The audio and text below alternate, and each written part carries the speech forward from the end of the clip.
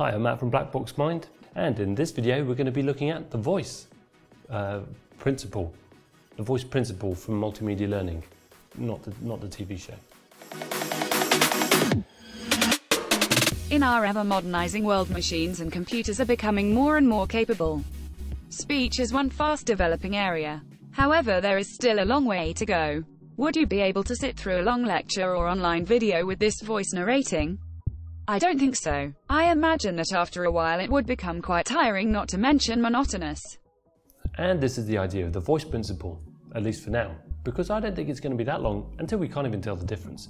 But the voice principle tells us that people learn more deeply when the words in a multimedia message are spoken in a human voice rather than in a machine voice. There hasn't been a huge amount of research that's been done on this topic, but what research there is in support of this principle.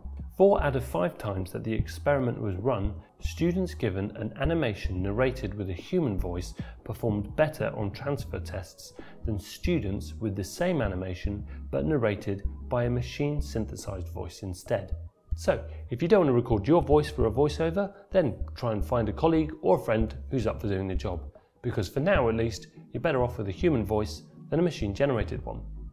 As always, there's more information in the description box down below, and if you like the video, why not like the video and consider subscribing to the channel. Next principle is the embodiment principle. I'll see you there.